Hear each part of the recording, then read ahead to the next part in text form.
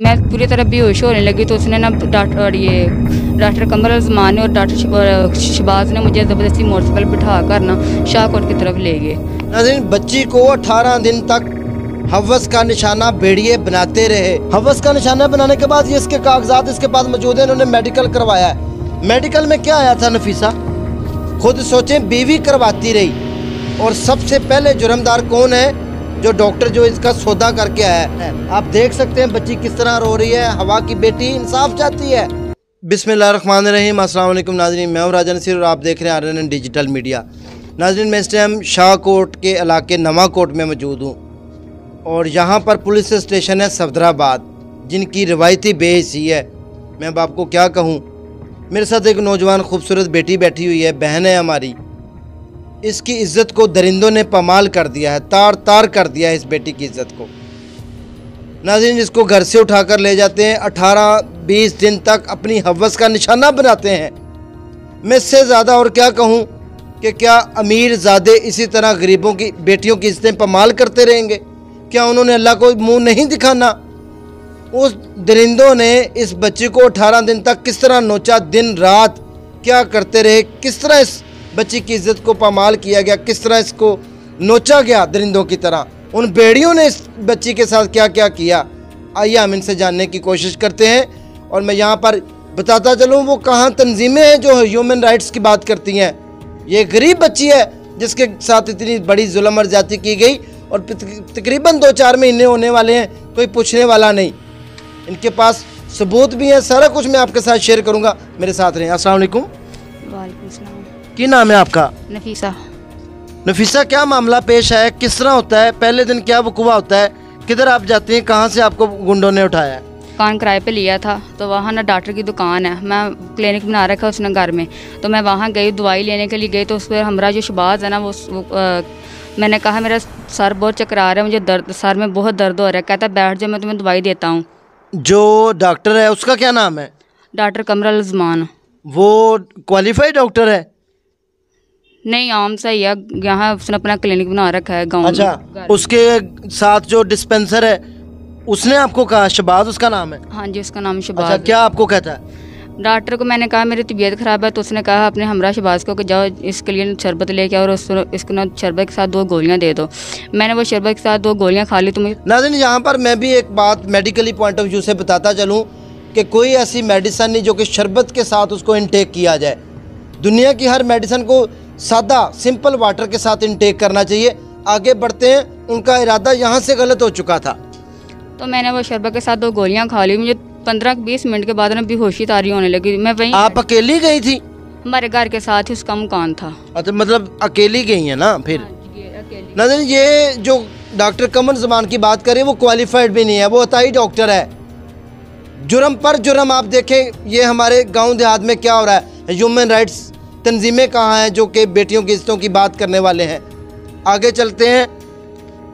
फिर उसने मुझे 15-20 मिनट के बाद बेहोशी तारी होने लगी। तो उसने ना, मैंने कहा मुझे चक्कर से आ रहे हैं, मुझे कहता है, मैं पूरी तरह बेहोश होने लगी। तो उसने ना डॉक्टर कमर उस्मान ने और डॉक्टर शहबाज ने मुझे ज़बरदस्ती मोटरसाइकिल बिठा कर ना शाहकोट की तरफ ले गए। वो डॉक्टर और उसका डिस्पेंसर आपको मोटरसाइकिल पर बिठाते हैं और शाहकोट की तरफ रवा दवा हो जाते हैं उसी हालत में जब आपको गुनूदगी हुई? जी। अच्छा, फिर? वहाँ मुझे पता नहीं कौन सी जगह और कौन सी जगह नहीं है। मतलब आप बेहोश हो गई फिर? हाँ, मैं वहाँ से बेहोश हो गई। जब मैंने होश पाया तो वहाँ गुज्जर और आकल शाह समीर शाह वालिद को उसका नाम है, वहाँ मौजूद थे। जब आपको होश आई तो कितने मर्द सामने मौजूद थे? ये दोनों तो मुझे छोड़ के आ गए थे। वहाँ आकल शाह और गुज्जर वहाँ मेरे सामने मौजूद थे। नाज़रीन, आप देखें कि क्लिनिक की आड़ में धंधा हो रहा है, बच्ची का सौदा किया गया, बच्ची को बेचा गया, दवाई खिलाई गई। कहाँ है कंपनी पूछने वाली, कहाँ है ड्रग इंस्पेक्टर साहब इलाके के जो बगैर किसी प्रिस्क्रिप्शन के मेडिसिन जो है अलाउड कर रहे हैं, नींद वाली गोलियां बेच रहे हैं सरेआम, पूछने वाला कोई नहीं। क्या बनेगा हमारे मुल्क के पाकिस्तान का? फिर उन्होंने मुझे 18 दिन वहाँ रखा, रोज़ ज़बरदस्ती। जब मैं कहती मैंने नहीं करना, मैं रोज़ ज़बरदस्ती। जब आपको पहले दिन लेके गए, सामने 2 मर्द खड़े हुए थे, कौन कौन थे लोग जो सामने पहले दिन आपने देखे जब आपको होश आया? यासिन गुज्जर और यासिन गुज्जर, आकल शाह। आप उनका नाम जानती हैं? जब मैं वहाँ उनके पास 18 दिन रही तो मैं उनका नाम भी जान चाहूँगी। अच्छा, ठीक है। जब आपने देखा वो दोनों मर्द सामने खड़े थे उस टाइम उन्होंने आपकी तरफ हमला किया, इज्जत नोची, या आपको डराया धमकाया? कैसे उन्होंने आपके साथ जो है वो बदफेली शुरू की? डराया धमकाया भी, फिर बाद में उन्होंने अपने हवस का निशाना मुझे बना ही लिया। दोनों ने? अच्छा, फिर आप उधर रात गुजारी, दिन रात उधर ही रही, खाना पीना वो देते रहे? खाना पीना देते रहे। जो गुज्जर की बीवी है ना, वो राखी करती थी। गुज्जर आकल शाह तो चले जाते थे, रोज़ाना सुबह चले जाते और रात को आ जाते थे। उसकी बीवी वहाँ रहती थी।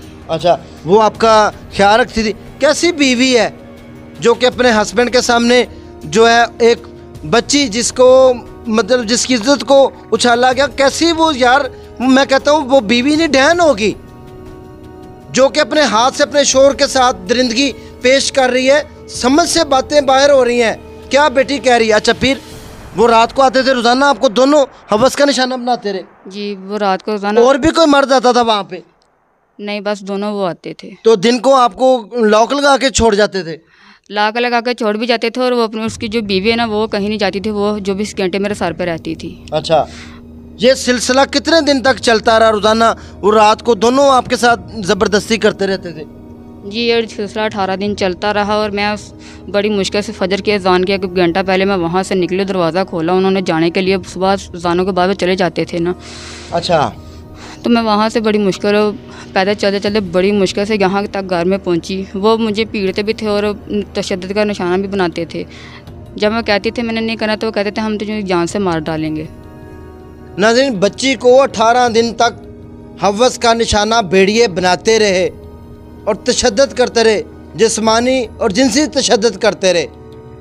खुद सोचें, बीवी करवाती रही। और सबसे पहले जुर्मदार कौन है? जो डॉक्टर जो इसका सौदा करके आया है, जिसने पैसे लिए। अच्छा, फिर आपने क्या किया? और ये बच्ची उस दिन भाग जाती है, दाल लगा के उधर से अपनी जान छुड़ा के निकल आती है। फिर आप जब मतलब वो नहीं थे, एक दिन आपका चांस बना, आप भागी, कैसे आप घर पहुंची? किसने आपको घर पहुंचाया? मुझे किसने पहुंचाना, मैं खुद ही चलते चलते घर पहुंची। हम गांव के रहने वाले, हम ज़्यादा चल सकते हैं। मैं घर में पहुंची तो मैंने शोहर और चाचे को सारी कहानी बताई। तो जब मैंने इसको कहानी बताई, चाचे ने मुझे कहा कि हम तुझे इंसाफ दिलाएंगे, तू परेशान ना हो। आपको जो है वो खाना उन्होंने खिलाते रहे? खाने पीने में क्या देते रहे आपको? खाने पीने में सब्जियाँ देते रहे और कुछ नहीं। अच्छा, तो ज़बरदस्ती डराते रहे, धमकाते रहे? उनके पास असला भी था कोई? जी, आकल शाह के पास है और गुज्जर के पास भी असला है। अच्छा, क्या असला दिखा के तान के? राइफल थी, पिस्टल था, क्या था उनके पास? पिस्टल था। पिस्टल था। आके डराते थे कि अगर तुमने हमारे साथ ना बदफेली की तो हम तुम्हें मार देंगे? हाँ जी, ऐसे कहते थे और मैं डर जाती थी। अच्छा, मुझे ये बताएं, जब आप बाहर आई, चाचा जी और आपके हस्बैंड ने कहा कि इंशाल्लाह हम आपको अब मतलब इंसाफ लेकर देते हैं, आपके लिए पैरवी करते हैं, आपका मेडिकल हुआ है? जी हुआ है। मेडिकल रिपोर्ट्स किधर हैं आपके हाथ में? दिखाएं ज़रा हमारे व्यूअर्स को। नाज़रीन, बच्ची की जिनसी तशद्दुद की, हवस की, ज़्यादती की, 18 दिन तक इसको इस्तेमाल करते रहे, इसको प्रेग्नेंट कर दिया बच्ची को 18 दिन के अंदर। आप खुद समझदार हैं। और हवस का निशाना बनाने के बाद ये इसके कागजात इसके पास मौजूद हैं, इन्होंने मेडिकल करवाया है। मेडिकल में क्या आया था नफीसा? मेडिकल में ज़्यादती साबित होगी उन दोनों की? जी होगी। नाज़रीन, ये देख सकते हैं, ये मेडिकल की गवर्नमेंट की रिपोर्ट है जिसमें जिनसी ज़्यादती और तशद्दुद जो है वो साबित हो चुका है। और इस बच्ची को जो है वो रोज़ाना 27 साल इस बच्ची की उम्र है। दरिंदगी का, हवस का निशाना 2-2, 3-3 मरतबा जो है वो टॉर्चर करते रहे, मेंटली भी, फिज़िकली भी करते रहे, बच्ची को डरा धमका के। ये साबित हो चुका है, ये इसकी रिपोर्ट्स हैं। उसके बाद जो है अभी तक इनके ऊपर अमल दरामद नहीं हो सका। जो मुल्ज़मान है वो दंदनाते फिर रहे, उनको पूछने वाला कोई नहीं। सदराबाद थाने वाले, इनको पूछने वाला है ही कोई नहीं यार। मैं कहता हूँ शर्म आनी चाहिए यार।